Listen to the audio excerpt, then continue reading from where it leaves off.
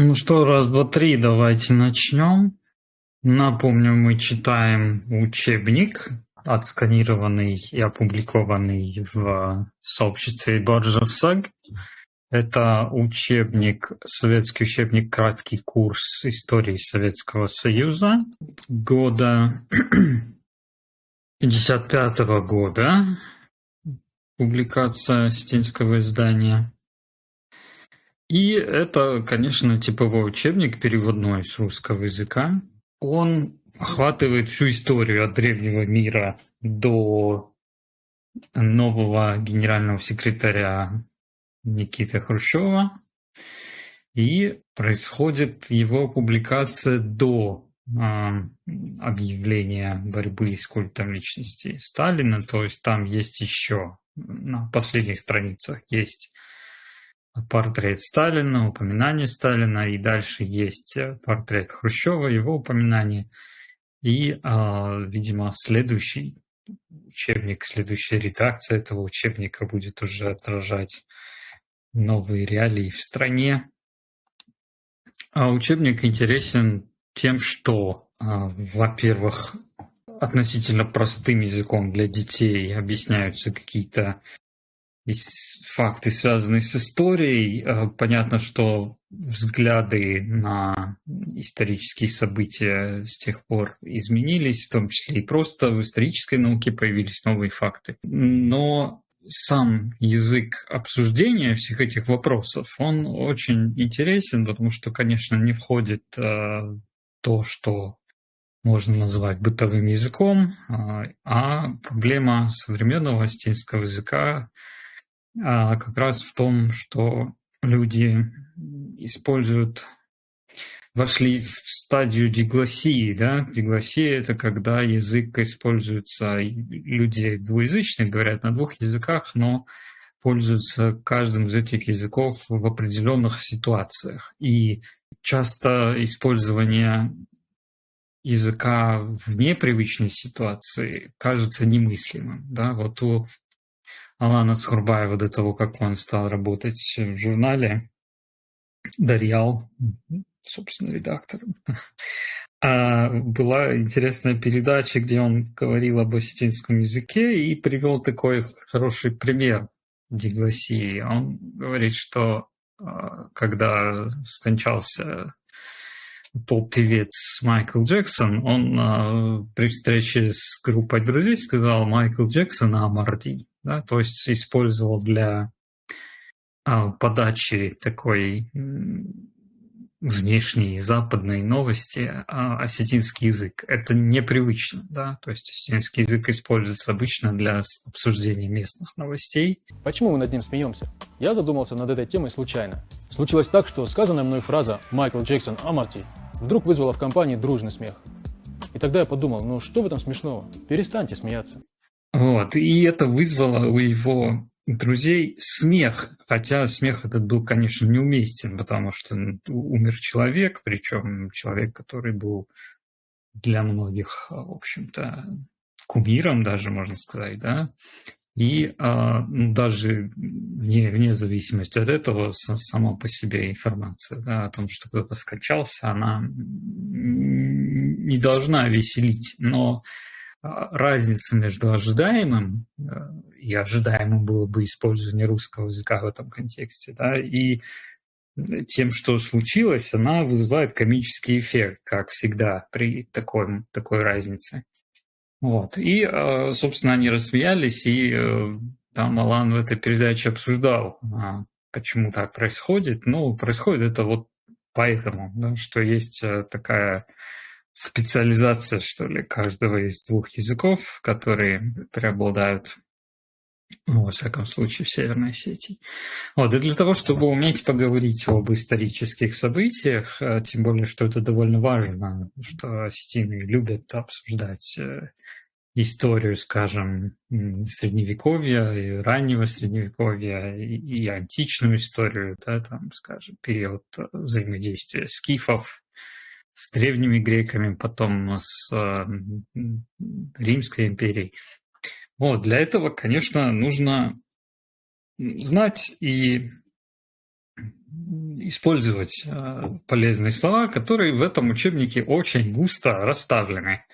Вот, и поэтому мы продолжим с места, на котором мы остановились. И это было место про лидера. Да? У племени был избранный обществом вождь Фатаг. Это была последняя фраза, которую мы в прошлый раз разобрали. И дальше. Бира нуштедарга адам сардышцы макаккай амажнамгай. На протяжении многих веков, ануш – это век, бира нуштедарга, дарга – это после лог, который означает в течение, на протяжении, а люди жили макаккай. Вот это окончание гай, оно означает такую дробность, то ли распределение, да, например, если сказать ташкай, это значит по 10, группами по 10. То есть вот эта форма, мы как кай жили родами и племенами. Очень интересная форма. Кот фаштама мы как-то дихтаканан байды той хисан бинонтал. В конечном итоге, кот фаштама нам уже встречалось это слово. Роды стали делиться на байды той начали, да, делиться на отдельные хисан бинонтал, на отдельные семьи. Бинонтай ша немасма кашкачи кутфилдар штай тахчиндарудиш авто шахима ишен байды той жах фоши юхай амрайды той шахи хазарады гушт с автяг шамхаут умай иннатан хай нал коттой. Длинное предложение, смотрите, такое сложно подчиненное. Из семей, да, среди семей, по их числу, те, которые были крупнее,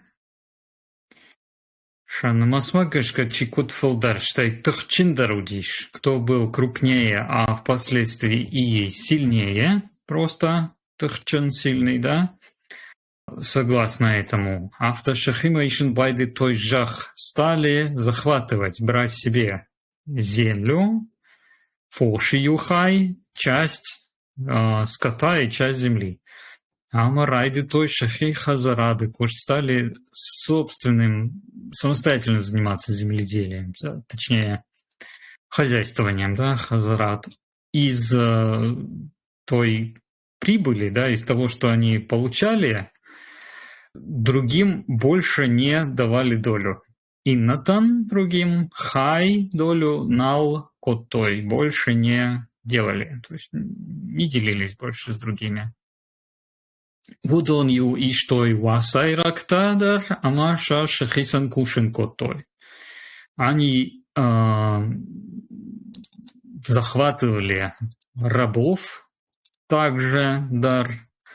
Амаша шахисан кушен коттой. Это интересная форма каузатива, да, то есть кушен – это работать, а кушен – канен – заставлять работать. То есть они заставляли их, то есть рабов васайракта, заставляли их работать на себя. То есть не на рабов, а на эти семьи. Крупные и сильные семьи. Авто жнамы мидак фажинди анам хужон зинат. Так или таким образом в племени появилось в Фажинди неравенство. Анам хужон зинат. Анам хужон зинат происходит от слова хож, которое означает тип и цвет.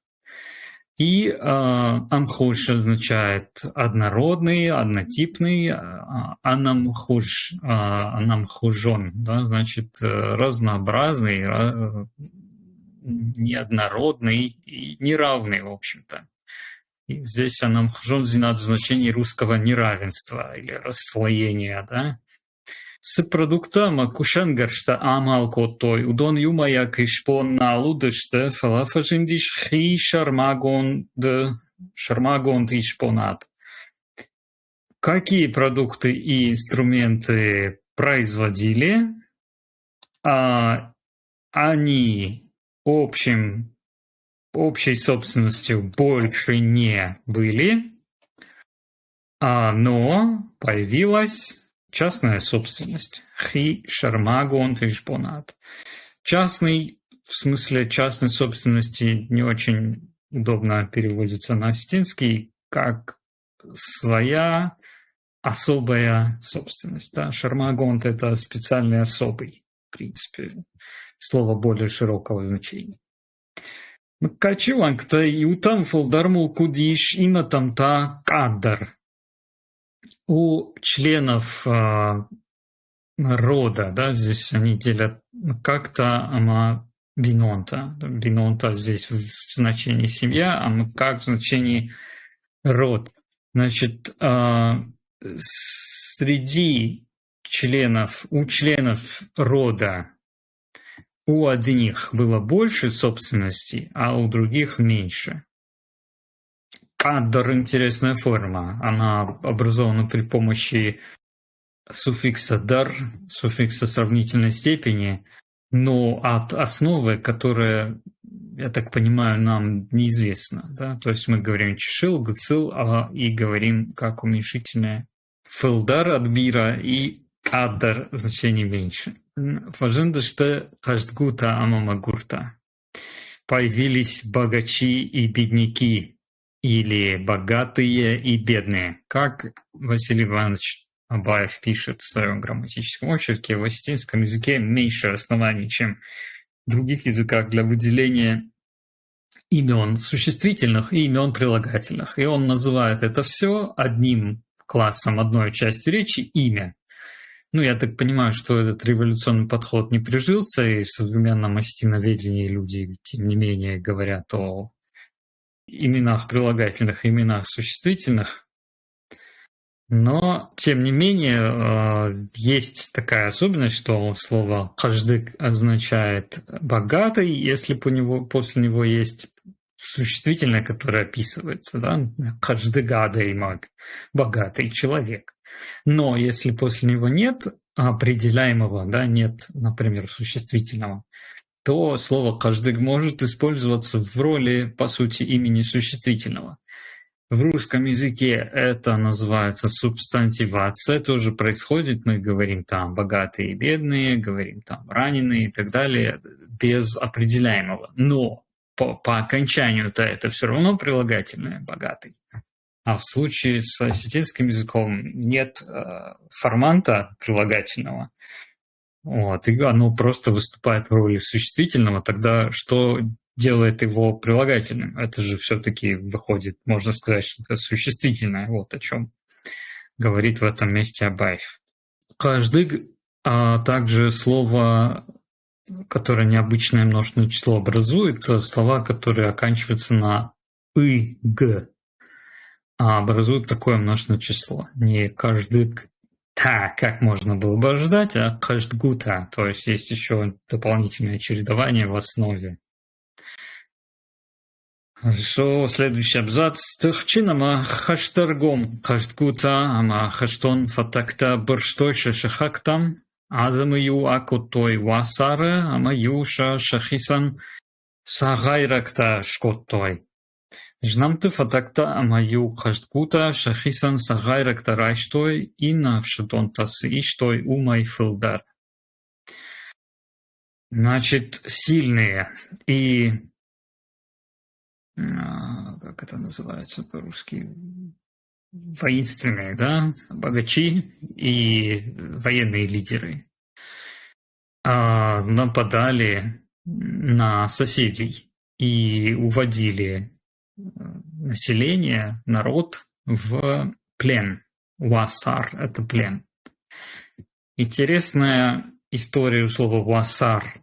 Оно исторически восходит к слову, которое означало торговлю. И Васу Абаев предполагает, что это слово, у которого сменилось значение исторически. Когда-то оно означало торговлю, поскольку у полукочевых народов, скажем, в предгорьях Кавказа и дальше на север, а значительной частью их торговли была работорговля, торговля невольниками, которых они захватывали севернее и продавали южнее, то это слово стало означать плен, в современном языке означает только плен, и слово васайракта нету. Васайракта это значит пленники, а сагайракта это рабы. Лидеры племен, жнамте фатакта, вожди. Амаю кажткута шахисан сагайракта райштой и навшадонтасы и штой умайфулда. Значит, вожди и богачи брали себе больше рабов, чем другие воины. То есть при дележе добычи тоже возникло неравенство. Вот какой посыл здесь у этого абзаца. Я сагайракта ю каман шпирашты удонко той ноджи каждыгдар. А те, у кого стало больше рабов, увеличилось их число, да, швирашты, размножились, увеличились в числе. Удонко той ноджи каждыгдар. Они становились еще богаче. Глагол канен, который означает, примерно делать, используется с сравнительной степенью прилагательного, чтобы означать делаться еще более таким. Да, вот каждыгдар богаче, каждыгдар коттой, богатели становились еще богаче. Каждык фатакта шаалы варшам баткотоявши тонты отрядта. Хаштуйша дартуйша маша ифтон коттой хасангаржай. Богатые вожди вокруг себя собирали отряды военных. Авшаддон – производное слово от слова авшад, которое означает войско. То есть авшаддон – это воин как именно член военной группы. То есть это интересное образование. В русском языке можно сравнить, привести обратный пример, когда есть слово «воин», а есть слово «воинство», как производное слово для группы таких людей. И интересно, что здесь используется русское заимствование «отряд-то». Сейчас, наверное, тут бы люди воспользовались словом «бал» или каким-то еще словом из традиционной осетинской лексики, так скажем. Хаштоя мадар тойша, это значит ухаживали за ними, обеспечивали их. Амаша и в том кото и снабжали их или обеспечивали их, снаряжали даже точнее, да, снаряжали их оружием. Хасангадж. Слово хасангадж тоже образовано интересно, тоже сложное слово. В осетинском очень много составных слов с понятной внутренней формой, что называется, да, то есть можно посмотреть, из каких морфем составлено, можно даже угадать значение слова, если раньше оно вам не встречалось. Слово хасангарш образовано от глагола хасан – бороться, сражаться, и гарш как инструмент, да, то есть хасангарш – это инструмент для борьбы, собственно, оружие.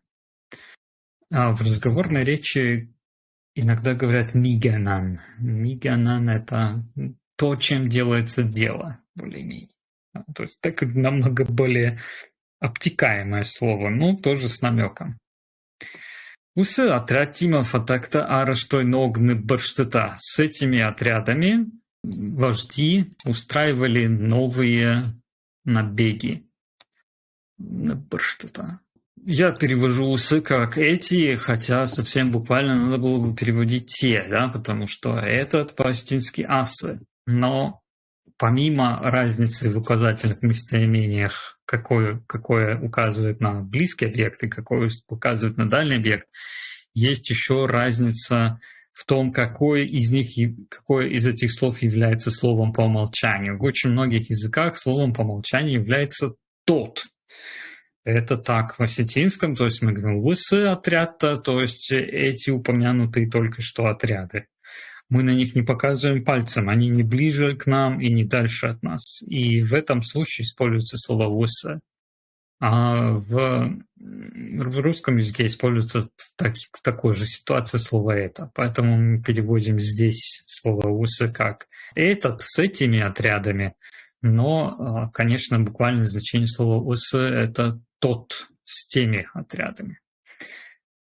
Хавосана бырштыты жаман ю адымай сымул камафош ратылат коттой штаю с гайракта акуттой удон ю каждык фатактан вахтойша хисан амашевша тонтан. Жаман. Интересное такое заимствование, интернационализм, распространенный на огромной территории Южной Евразии. Означает он, конечно, время. Да? Во время этих набегов какое имущество и скот захватывали у людей, и потом каких угнали рабов, их богатые вожди оставляли себе и своим воинам. Да, ну, то есть, разумеется, они ходили в набеги и не делили их со всем своим племенем, а делили с теми, кто был в набеге. Фатакта макашкута кант сагайрактена фалама шем жнамон тыдар тыхай шахисан кушин котой амашин шеф тяджи юхай иштой. Вожди и богачи. Фатакта макашкута канд. Вот это канд, он начинает оборот со значением не только. Нит канд сагайрактена. На это оборот, который состоит из канд, многоточие на. Вот здесь не только рабов, но и своих соплеменников силой заставляли работать на себя и забирали у них часть их доходов или, как сказать, того, что они производили. Автофажиндиш нама мидаг авхарджита каждкута ама авхардадам магурта. Авто, это так, таким образом фажинди появилась жнамы внутри племени Авхарджита, то есть появились, да, смотрите, в единственном числе фажинди, но Авхарджита во множественном числе. Этот вопрос мне уже задавали в одном месте, где Калита Архауди была такая форма. Значит, вот эти листья или веточки опали, осыпались как общее, как единое целое, не как отдельные элементы. Мы не наблюдали, как они одно за одним падали. Также и здесь вроде бы множественное число авхарджита, угнетатели, богачи, авхарджита хашткута, согласовано с единственным числом глагола фажинди, не фажиндыште, как было бы логично, как, наверное, в современном языке многие бы сказали по той простой логике, что раз их много, то фажиндыште. Потому что они здесь рассматриваются как единая группа. Все без исключения, они вот появились и были угнетателями. Вообще, авхаран — это одно из значений оскорблять, но слово с очень широким значением. И здесь используется, конечно, в значении угнетатели и угнетаемые. Да? Авхарджита, ама авхардадам и угнетенный народ, угнетенные люди, магурта, бедняки. Падзахат — государство. У нас уже было это слово в предыдущих сериях, и означает оно, произошло оно от слова «падзах», которое означает попросту «царь», и обычно так переводится. В осетинском языке есть слово для короля, также это такое старинное заимствование, скорее всего, из русского языка «карол», да, то есть там «к» знак пишется в начале. Вот. Но именно царь, монарх и так далее переводится чаще всего как «падзах». В русском слове «государство» тоже в основе слова «государь». Это, в принципе, единоличный правитель, поэтому удивляться такому слову не стоит, но интересно все-таки, да, что можно его перевести как «царство», в общем-то, что образовано от слова со значением «царь» с прибавлением суффикса абстрактных существительных «ад». Как, например, содружество образовано от слова «амбал» с прибавлением того же суффикса «амбалад», получается. Или общество образовано от слова «ахшан» со значением «между» и «ахшанад» – общество. Хорошо. Каждыгадама чешилк орт сарын райдыта, одонай бира филдарчуди, усы фалой ганджит харзай, авхарташа, штыхта шинша фалой. Значит, небольшая группа чешилк орт. Кого? Каждыгадама. Да, родительный падеж у нас стоит, в отличие от русского языка, перед тем, что он определяет. По-русски мы скажем небольшая группа. Кого? Богатых людей или богачей. А в астинске мы говорим богачей небольшая группа. И только так. Каждыгадама чешилкорт Сарендрайда начала жить у Тонай Бира Фалдарачиуди по сравнению с ними, намного крупнее которая была, намного больше которых было, точнее, да, этих работников за счет. Да, харс – это именно расходы, да, и харзай, кайдар харзай за чей-то счет, и вот фалой ганджиты харзай за счет трудящихся, да, которых было намного больше, чем этой небольшой группы богачей. А в харташа угнетала их или оскорбляла их штыхта шенша фалой. Штиган – это грабить и снимать шкуру в том числе, мне кажется.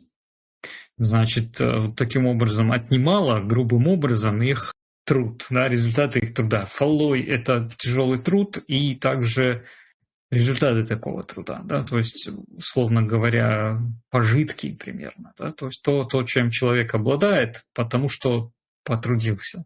Фатакташа дружина-те ахушей шахисан ком магаш котой сагайракте амашем жнамонте.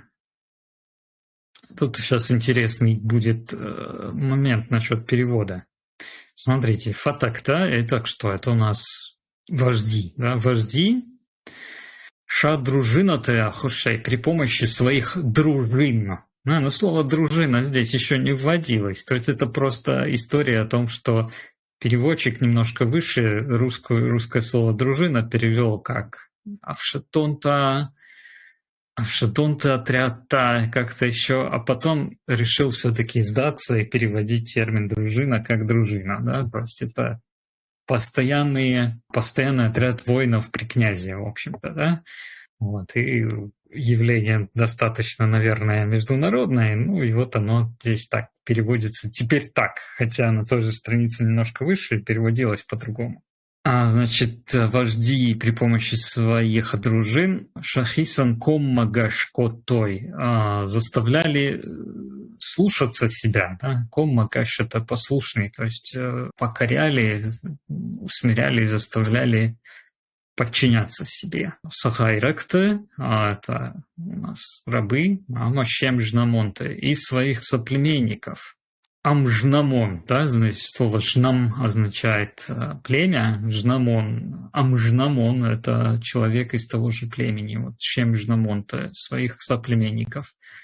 Удон, шишты шежнам-то мидага хашталдарта. Они стали внутри своих племен полными владетелями. Ахашт – это полный, то есть они стали, что называется, самодержцами, господами. Жнамты ахам фатакты хутой княшта подзахта ханта. Таких вождей племен, да, здесь жнамты фатакта. Жнамты какого рода фатакта? Да? Жнамты ахам фатакта. И теперь их родительный падеж в роли винительного падежа. Такое тоже есть в осетинском языке. Некоторые исследователи настаивают на том, чтобы называть это винительным падежом все-таки. Вот. И здесь получается, значит, таких вождей племен называли князьями или называли князья, цари и ханы. Самайшина адамком макашвада удайкой. Уйтахай княжта ханта падзахта фулдарко тойша дружина-то араштой шахитар хондатта, авартой алыхужон афхаран мазалта. Самай, чтобы, самай шинадам коммагаш удайкой, чтобы люди слушались их, были им послушны. Это удайкой, это были бы, да, такое сослагательное наклонение, вот, чтобы они были, вот что же они делали.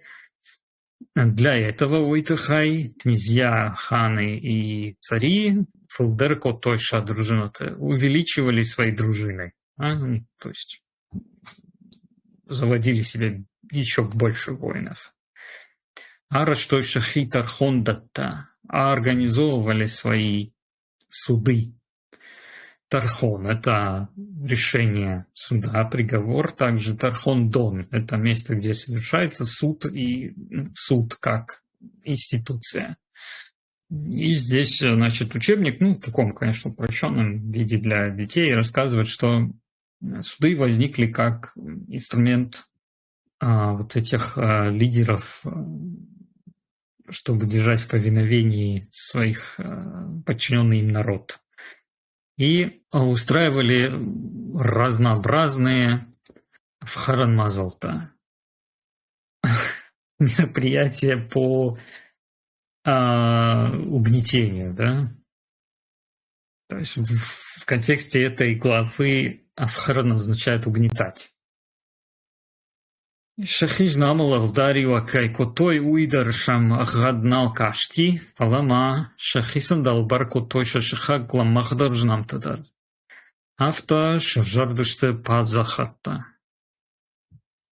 Значит, то, что они владели или властвовали над своим племенем, это уже не казалось им достаточным. Агад – это значит достаточно. Вот уйдар, там агаднал кашти. И это уже им не казалось достаточным. Вот. Но они себе подчиняли далбарканан, это подчинять от слова бар, право, воля, да, то есть отдал это под, да, то есть под своей волей, под своей властью. Шахисан далбарку тойша шихагла махдар жнам тадар, соседствующие с ними более слабые племена. И так возникли государства Падзахатта. Первые, самые древние государства на территории нашей страны появились на юге Закавказья. Уюдишью Артамина Жиражма. Это было 3000 лет назад. Фашкавказов Ицак Падзахат Хондиш Урарту. Первое государство Закавказья называлось Урарту. Уюдиш Арарат районы Ваны, Сады, Сур. Оно было в районе Арарата возле озера Ванна. Озеро Ван, очень крупное озеро, посмотрите потом на карте, известное до сих пор оно есть. Интересно оно тем, что там не соленая вода, а какая? Щелочная, по-моему. То есть интересная химия еще. Высы Падзахада Жахал Раб Жардыште Гурза что нам нашел их? На землях этого государства возникли Грузия и Армения. Урартуе Падзахтан Шакухе Удиш Мира Сахайракта. Во власти или в руках буквально царей Урарту были многочисленные рабы. Сахайракта Шинара, что Галуанта, Кахтушин, Канаута, Падзахта Будуртамама, Сахарадаттан Дон Вазнан. И рабы строили для них дворцы Галуанта. В Горной Осетии слово «галан» используется в отношении определенного архитектурного типа, да, который скорее похож на небольшой замок. То есть это скорее укрепление такое. Вот, крепость. Но в литературном языке, когда говорят о дворцах, там, скажем, Петербурга или Лондона, да, то пользуются этим словом «галуан». Вот, значит, Галуанта копали им каналы. Канал – это старинное заимствование от слова то ли Канава, то ли какого-то еще родственного ему. И именно это слово иногда и просто канал, но иногда вот такое слово канал используется для перевода слова канал. Зачем эти каналы? На поля царей и в огороды, чтобы пускать воду.